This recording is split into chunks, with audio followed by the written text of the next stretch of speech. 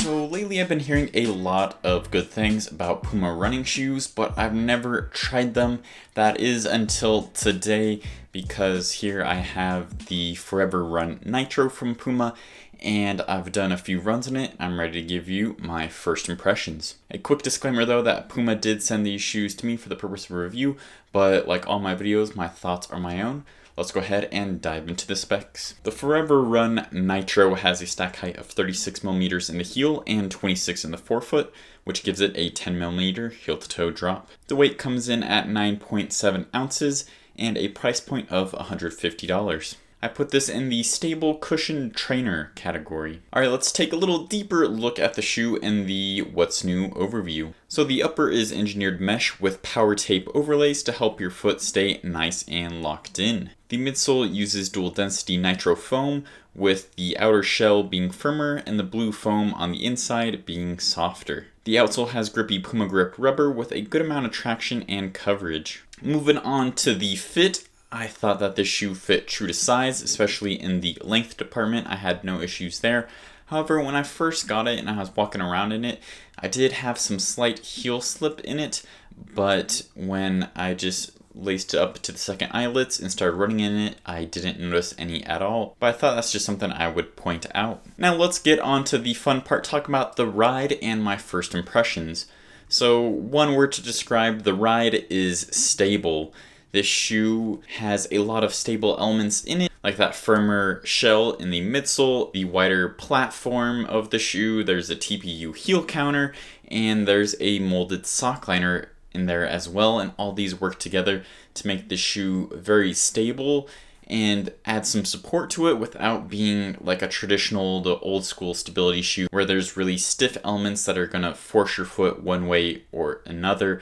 This is nice because even if you're a neutral runner or somebody that does need that support, it's just going to be there if you need it and when you need it. So talking about the midsole itself, I thought that the dual density nitro foam was maybe a little firmer than I was expecting, but it was still very energetic and lively and pleasant to run in. It's supercritical TPEE foam, so it's definitely has some of those super foam properties in it, so it definitely much better than, say, just kind of like a boring EVA stack of foam in there. As for the upper, I thought it was super comfortable, kept my midfoot nice and locked in, and the outsole was actually pretty grippy when I took it on some crushed gravel trails, though I did get some rocks, like you can see right here, stuck in those holes that go all the way through the midsole. Overall, I do think that the ForeverRUN is a great workhorse trainer and long run shoe. Alright, now it's time to get into a couple quick comparisons. The first shoe I'm going to compare the ForeverRUN Nitro to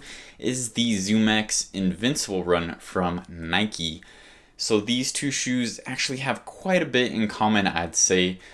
First of all is the marketing. No, they both advertise you can feel invincible or run forever in these shoes, and that they'll help kind of prevent you from injury type of deal. And those claims come from just those mild stability elements in there. Like they both have those thick, wide heels, those wider platforms.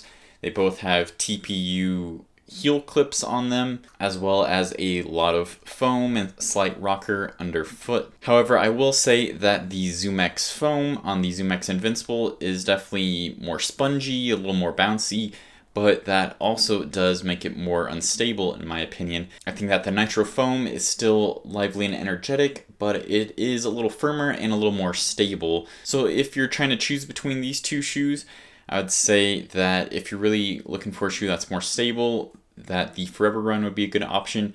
But if you're looking for something that's a little more marshmallowy just for longer runs and you're more of a neutral runner, then the Invincible run might be for you. The next shoe I'm going to compare to is another long run shoe that I've been really enjoying lately, and that is the Nimbus 25 from Asics.